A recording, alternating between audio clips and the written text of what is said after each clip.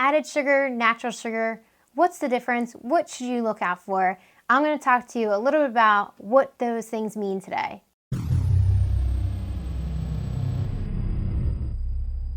So your naturally occurring sugars are found in things like fruits, vegetables, and even whole grains.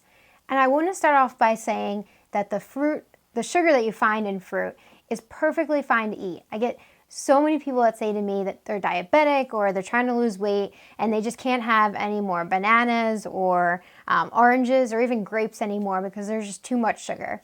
And the reality is this is the naturally occurring sugar in the fruit, and it's packaged with fiber and other nutrients in there.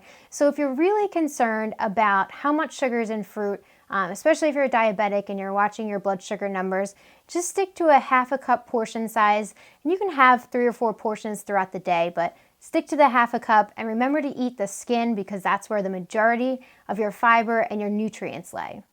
So the sugar that you find in foods like cookies, cakes, any kind of sweets or treats, and your breads, even salad dressings, crackers, most of those are added sugars.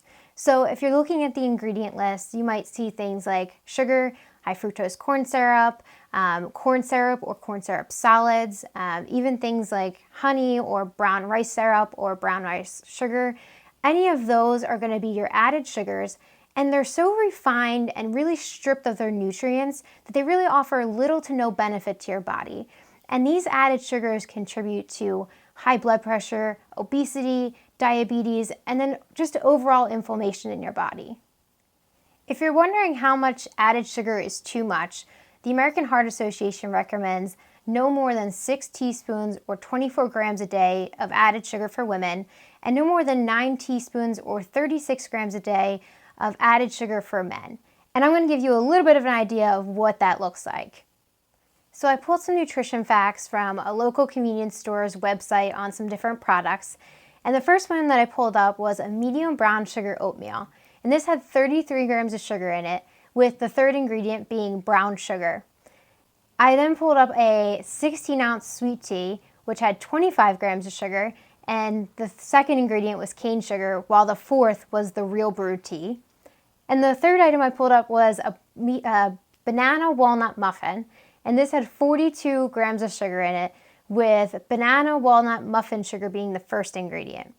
I also pulled a 12-ounce Coca Cola soda with 39 grams of sugar, which is more than the recommended intake for women or men.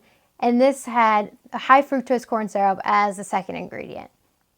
So what can you do to start decreasing the amount of added sugar that you have in your diet?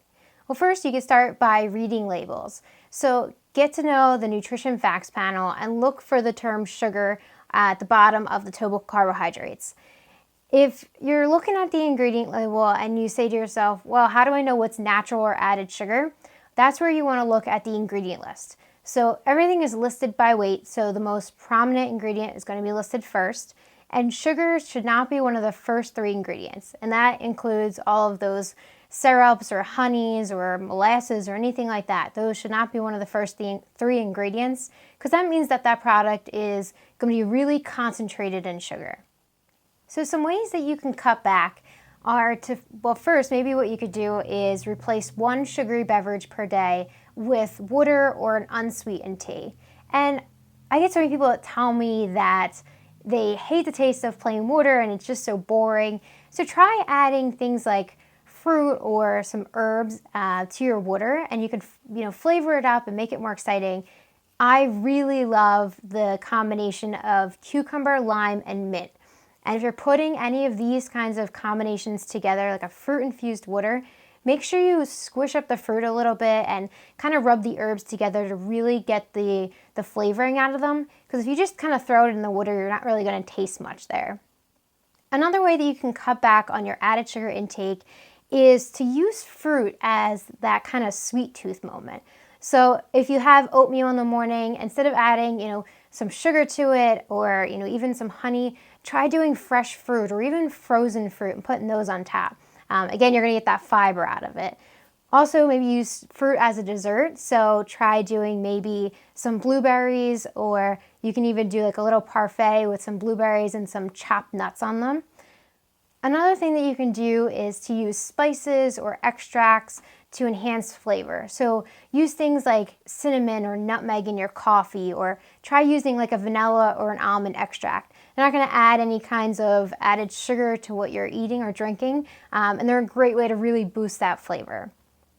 The last tip that I have for really trying to cut back on your added sugar intake is to try not to skip meals or go too long without eating. Because when you do this, your blood sugar drops and you're more likely to get cravings, and you're less likely to have the control and kind of willpower to step away if someone brings, sweets or treats into your home or even at work. So if you have something planned and you really have those meals set up and you're eating something consistently, you're really going to be able to help yourself to not eat those sweets or those treats that are sitting in front of you and maybe calling your name. So try and plan ahead and really get ahead of your hunger, and then that way you can really cut back on those sugar cravings.